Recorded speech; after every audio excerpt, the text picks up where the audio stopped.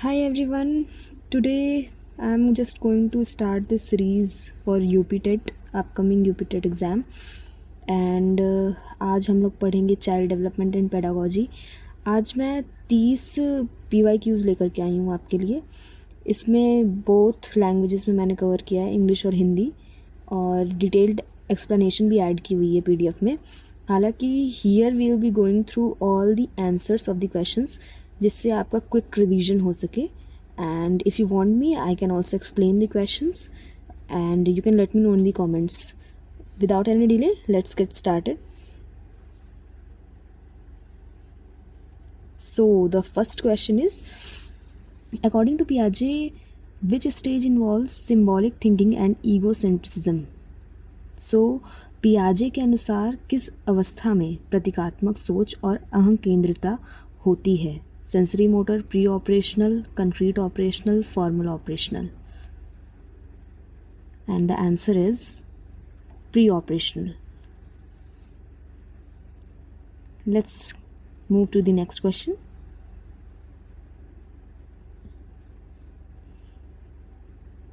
Vygotsky's zone of proximal development refers to?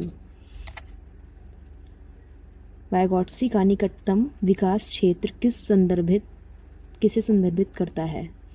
Child's current ability, gap between what child can do alone and with help, maximum potential of a child, social environment of learning. Means बच्चे की वर्तमान क्षमता, अकेले और सहायता से करने की क्षमता का अंतर, बच्चे की अधिकतम क्षमता, सीखने का सामाजिक वातावरण। एंड द आंसर इज इसमें बेसिकली इन्होंने गैप जो भी है in between the child can do alone and with help, उसके बारे में बताया हुआ है, जिसे हम लोग जोन ऑफ प्रॉक्सिमल डेवलपमेंट के नाम से जानते हैं। यहाँ पर बेसिकली मैंने पूरी एक्सप्लेनेशन को भी ऐड किया हुआ है for your reference, both in Hindi and English. And if you want तो मैं इसको नेक्स्ट में एक्सप्लेन भी कर दूँगी और इंडिविजुअल टॉपिक्स को भी ले लूँगी। Now let's move to the next question. Which of the following is not a characteristic of gifted children? निम्नलिखित में से कौन प्रतिभाशाली बच्चों की विशेषता नहीं है? High IQ, creative thinking, poor memory, quick learning? This is the easy one actually. उच्च IQ, रचनात्मक सोच, कमज़ोर स्मृति, शीघ्र सीखना। So what do you think the answer is?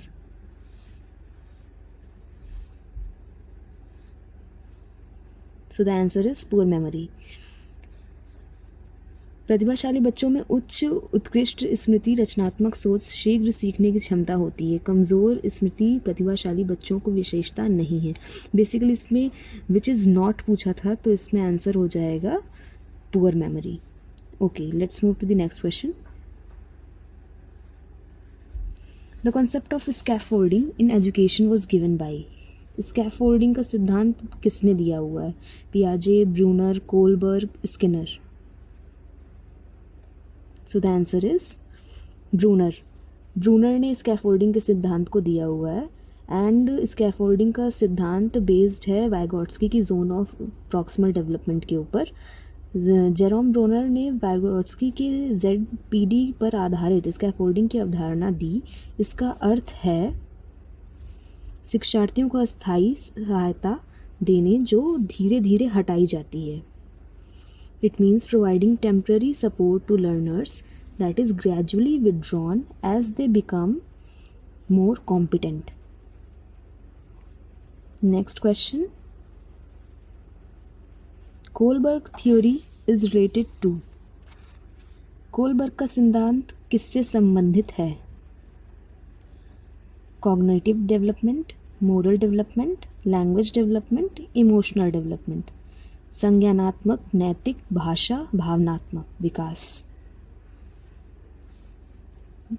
This is also a easy one and the answer is moral development.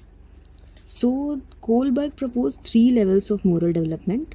First is pre-conventional, that is based on self-interest. Conventional, It is related to social rules and post conventional stage, that is universal ethical principles. Kohlberg ने नैतिक विकास के 3 स्तर प्रस्तावित किए: पूर्व परंपरागत, परंपरागत और उत्तर परंपरागत।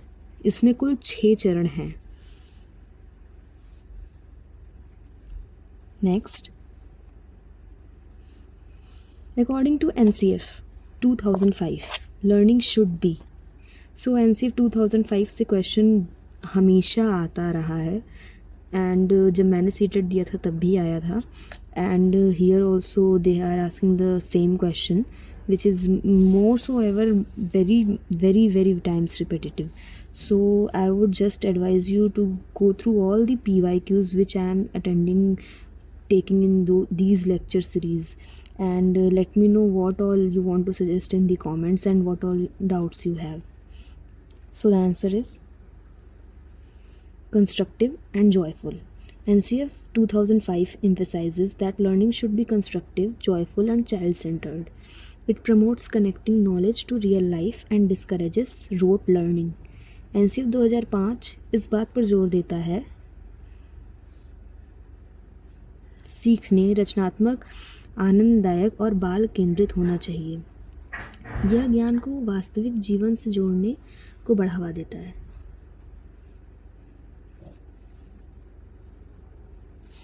Next question is multiple intelligence theory was given by. बहुबुद्धि सिद्धांत किसने दिया? Options are Thorndike, Gardner, Spearman, Bennett. So you can pronounce anything what you like I call it Binet, and in Hindi it is called Binet. बहुबुद्धि सिद्धांत किसने दिया? Answer is Gardner. Howard Gardner proposed the theory of multiple intelligence.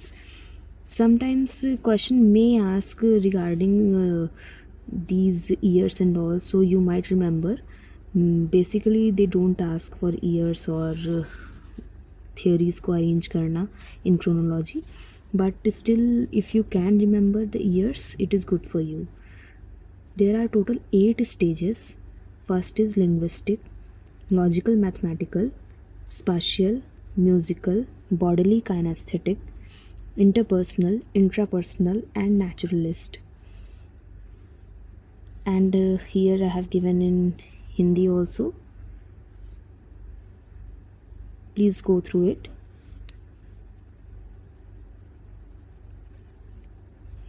Next is inclusive education means. Here options are education only for disabled, education for all children in same classroom, special schools for special children, education in mother tongue. समावेशी शिक्षा, ये भी बहुत common topic है, means इस पे question आप definitely expect कर सकते हैं समावेशी शिक्षा पे। इवन हमारे बीएड में भी inclusive education was a separate whole subject only. समावेशी शिक्षा, केवल विकलांगों के लिए शिक्षा, सभी बच्चों के लिए एक ही कक्षा में शिक्षा, विशेष बच्चों के लिए विशेष स्कूल, मातृभाषा में शिक्षा। सो the answer is definitely be, that is सभी बच्चों के लिए एक ही कक्षा में शिक्षा। RTE Act 2009 mandates free education for all children including CWSN in neighborhood school.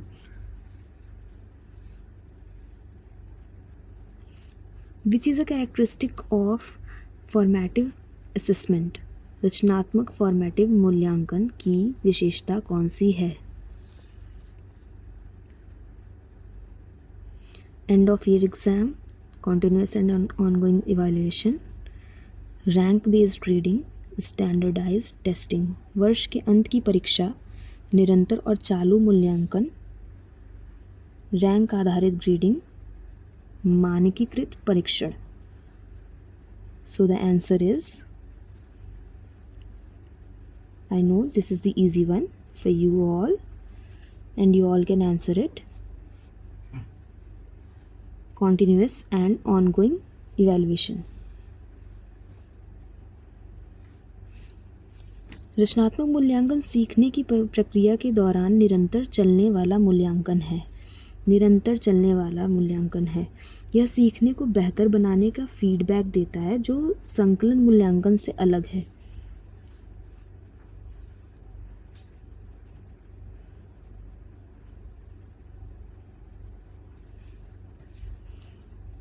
The term dyslexia is associated with difficulty in. एक क्वेश्चन हमेशा जो भी लर्निंग में कठिनाइयाँ जिन्हें आती हैं किस किस प्रकार की रहती है, किससे क्या कठिनाई रहती है, वो आना अनिवार्य होता है। लाइक आप एक्सपेक्ट कर सकते हो कि ऐसा क्वेश्चन आएगा ही आएगा।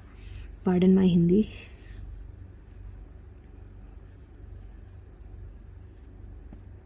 Options are writing, reading, mathematics, speaking. लिखना, पढ़ना, गणित, बोलना. I know this is very repetitive one and you can answer it definitely. So the answer is reading. Dyslexia is a learning disability affecting reading, spelling and writing. Children with dyslexia have difficulty recognizing letters and words despite having normal intelligence. So इस पर एक movie भी आई थी, it was very famous and it is very famous. तो आप सब मुझे बताइए कि कौन सी मूवी है वो।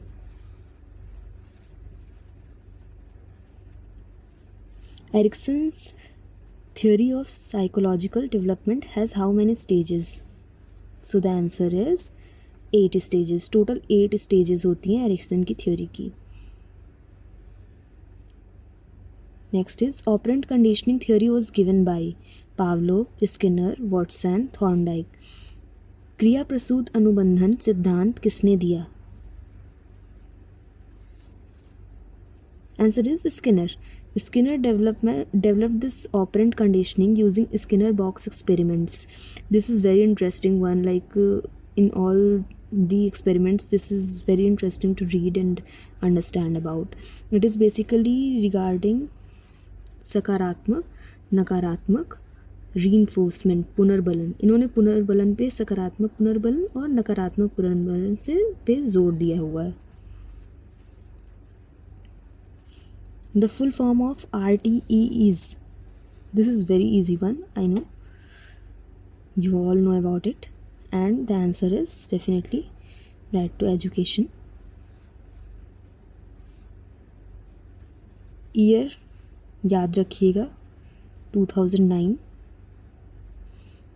शिक्षा का अधिकार अधिनियम 2009 अनुच्छेद 21A के तहत 6 से 14 वर्ष के बच्चों के लिए मुफ्त और अनिवार्य शिक्षा का मौलिक अधिकार बनता है।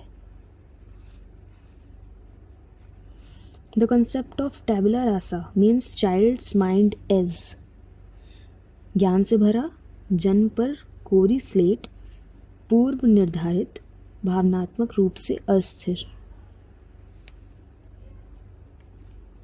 Blank slate at birth.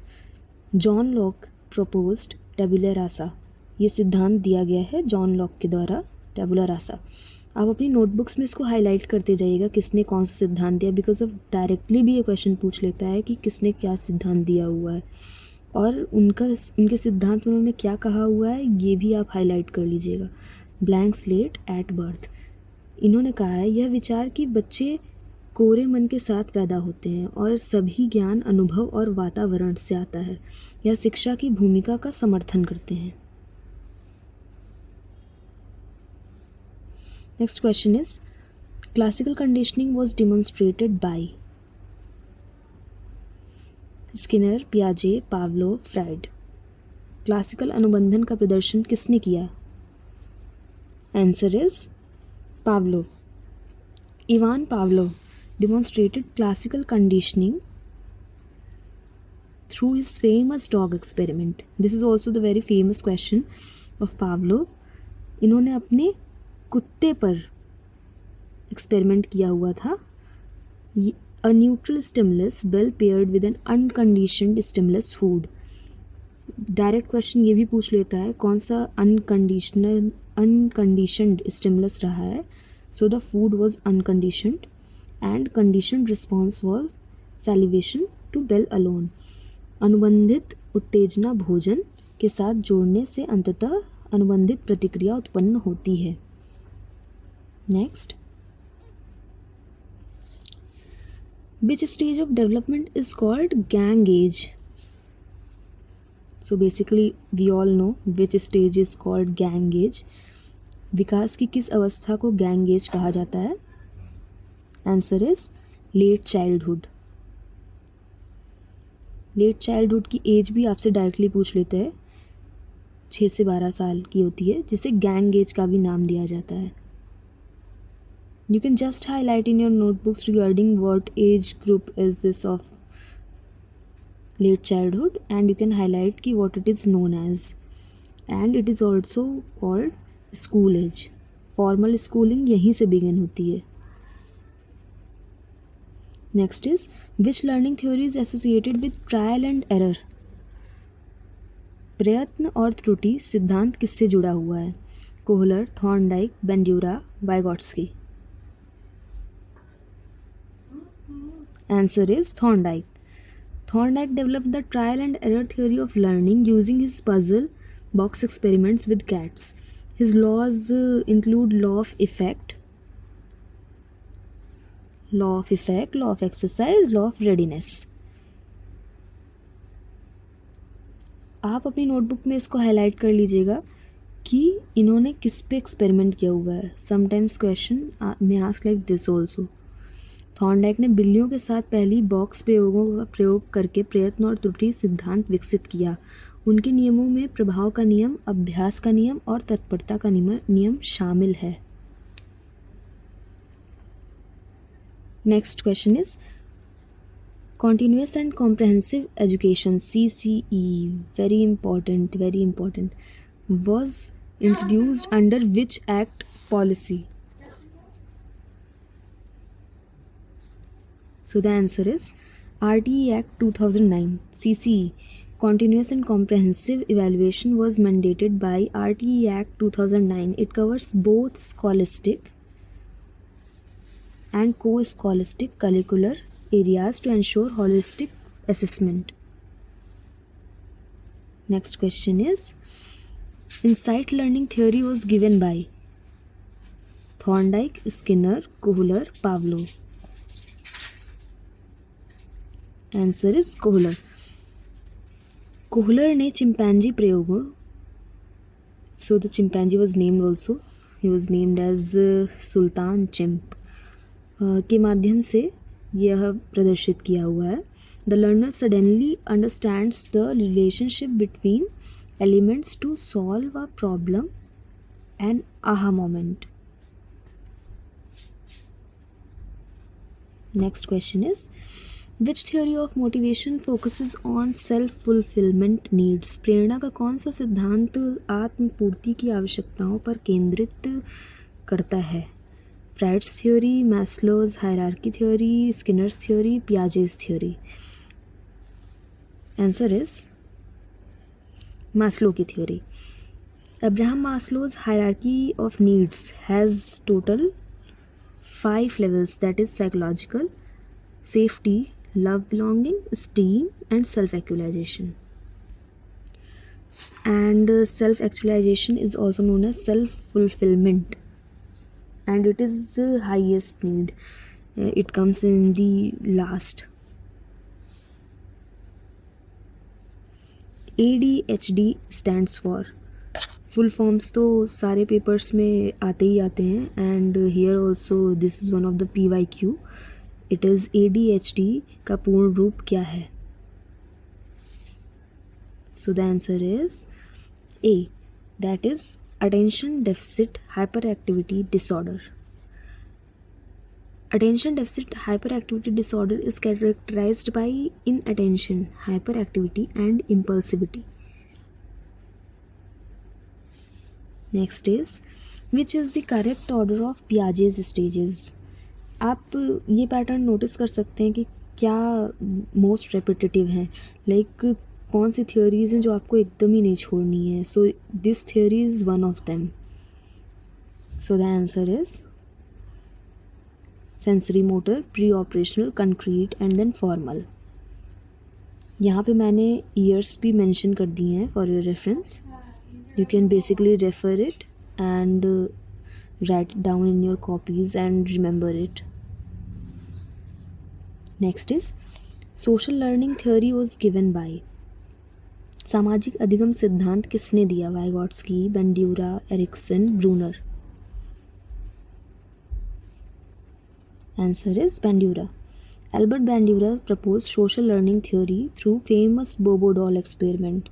You can definitely highlight this one in your notebook. Write it down. Write at a one page and just remember it. उसको आप याद कर सकते हो बाद में कि एल्बर्ट बैंड्यूरा ने सोशल लर्निंग थ्योरी को दिया हुआ है और उन्होंने बोबो डॉल एक्सपेरिमेंट किया हुआ था. नेक्स्ट इज, और इनसे रिलेटेड ये भी क्वेश्चन पूछ लेता है कि मॉडलिंग किससे रिलेटेड है. सो मॉडलिंग के सिद्धांत के बारे में एल्बर्ट बैंड्यूरा ने ही बात की हुई है. So next question is intelligence quotient formula is. This is very repetitive question. ये हमारे एग्ज़ाम में बहुत बार पूछा जा चुका है और चांसेस हैं ये सब क्वेश्चंस की कि ये फिर से रिपीट हो सकते हैं या इससे मिलता जुलता आपके एग्ज़ाम में देखा जा सकता है. Next, so the answer is mental age oblique chronological age into 100. It was given by William Stern, जिसमें कि एवरेज IQ होता है 90 से 110 तक और IQ that is intelligence quotient above 140 is considered genius. Comments मुझे बताइएगा किसका किसका IQ 140 के अबव है. Who all are genius here? So basically I think you all are genius. You all are going to be teachers soon. Next is, which of the following is an intrinsic motivation? आंतरिक अभिप्रेरणा इनमें से कौन सी है? Prize, curiosity, certificate, medal. This is very easy one and you can definitely answer it in a go.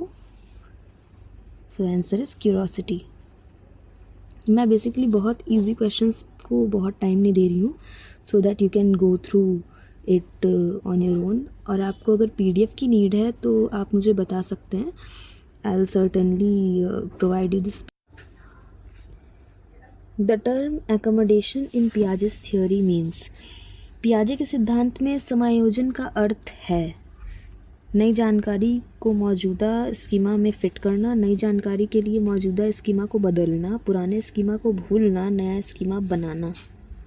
So the answer is changing existing schema for new info. नई जानकारी के लिए मौजूदा स्कीमा को बदलना. यहाँ पे बेसिकली मैंने एक्सप्लेनेशन को भी दे रखा है, हिंदी वालों के लिए यहाँ पे है. And assimilation is fitting new info into existing schema.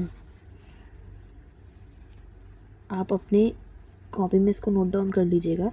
Piaget's accommodation में basically assimilation is fitting into the existing schema. हमारा क्वेश्चन इसी तरीके से फ्रेम होते हैं. नेक्स्ट,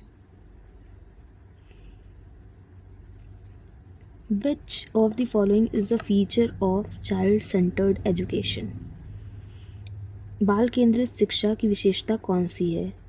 शिक्षक हमेशा व्याख्यान देता है, रटने पर ध्यान, बच्चों की रुचि और ज़रूरतों पर आधारित सीखना, सख्त अनुशासन और दंड. Easy one, right? So the answer is learning based on child's interest and needs. बच्चे की रुचि और ज़रूरतों पर आधारित सीखना, जिसको कि basically John Dewey strongly advocate करते हैं. The concept of object permanence develops in which stage?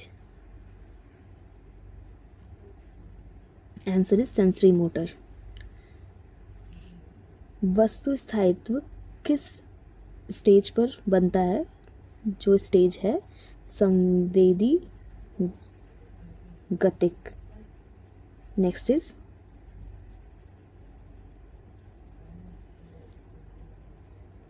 Learning disability dyscalculia is related to. देखिए अभी ये 2 क्वेश्चन आ चुके हैं इससे रिलेटेड, आप एक जगह पे इसको नोट डाउन कर सकते हैं जिससे आपको हमेशा याद रहे। ये सिर्फ आपके यूपीटेट एग्ज़ाम्स में ही नहीं काम आएगा, ये आपके सीटेट में भी काम आएगा। And these kind of question इनको हम पेपर 1 पेपर 2 दोनों में ही एक्सपेक्ट कर सकते हैं। Answer is mathematics difficulty. Dyscalculia is associated with mathematics disability difficulty, sorry. So यहाँ पे मैंने हाईलाइट कर दिया dysgraphia is related to writing and dyslexia is related to reading. Which psychologist is associated with psychoanalytic? Which psychologist is associated with psychoanalytic theory? Watson, Bandura, Freud, Skinner. Answer is Freud. Sigmund Freud proposed psychoanalytic theory. He divided all personality into id, ego, superego. Id is related with instincts, ego is related with reality, superego is related with morale. He also proposed 5 psychosexual stages of development. यहाँ पे मैंने हिंदी में भी इसको लिखा हुआ है।